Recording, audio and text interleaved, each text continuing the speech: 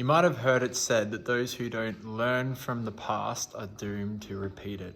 Well, Psalm 78 is about learning from the history of Israel's rebellion against God so that we aren't doomed to repeat that same history. There's a lot of rebellion to learn from as well. This is the second longest psalm. The longest is Psalm 119. And if you've already read through it, then well done.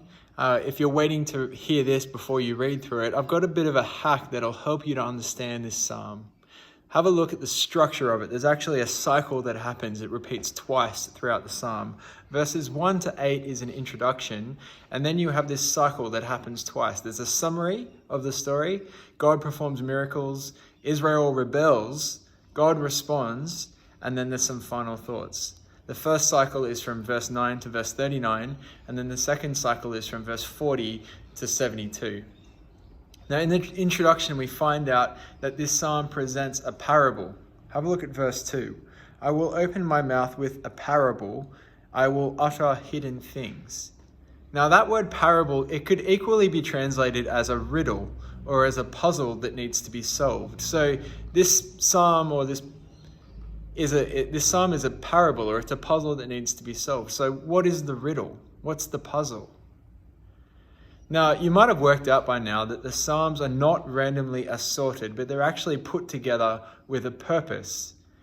Some of the Psalms relate to each other, and we see here in Psalm 77, it relates to Psalm 78.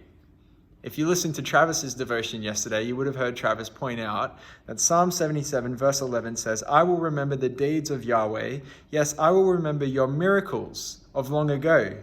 I will consider all of your works and meditate on all of your mighty deeds. And then Psalm 78 is a reflection of those miracles. But the puzzle is that it doesn't elicit the expected response from Israel. See, God does his miracles and Israel rebels against him rather than being faithful to him. And it doesn't just happen once, it actually happens twice. The cycle is repeated 2 times, and it's meant to be puzzling to see that. Verse 32 puts it really plainly. In spite of all of this, they kept on sinning. See, this is the riddle. This is the puzzle. Why do they keep turning their back on a God who is obviously good to them? And if the puzzle isn't strange enough already, the psalm finishes with an even more puzzling thing.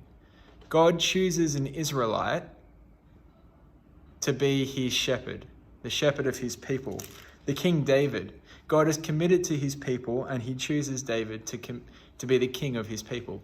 David is held up as an example at the end of the psalm because he has integrity of heart, as verse 72 says. So what do we do with this psalm? Well, like I said at the start, those who do not learn from the past are doomed to repeat it. The introduction to this psalm told us that we are to tell this story to our children and to our children's children in verse 8, so that they will not be like their ancestors, a stubborn and rebellious generation whose hearts were not loyal to God. The goal is that our children and our children's children would be different.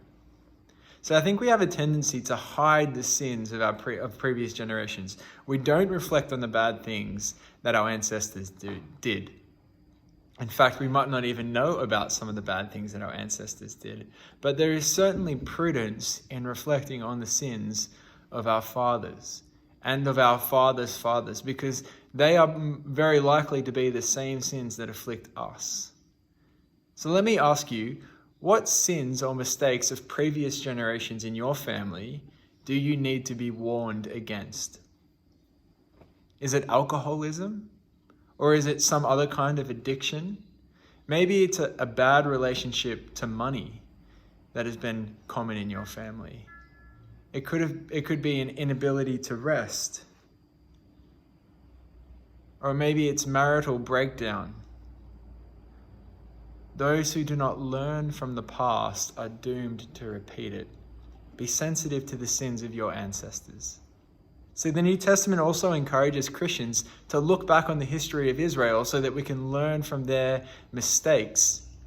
Paul writes to the Corinthians, and he says in chapter 10, verse 6, these things occurred, talking about the history of Israel, as examples to keep us from setting our hearts on evil things, as they did.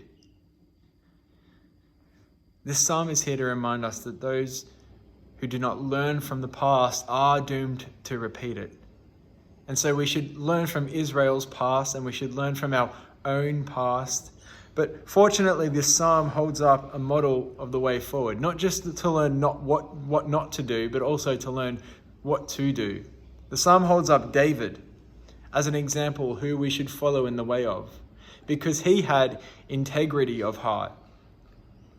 Now, you might know that this is a rose-colored view of David, but as Christians, we look back on the true son of David, the true Israelite, Jesus, who truly did have integrity of heart, and we have him as our model to follow.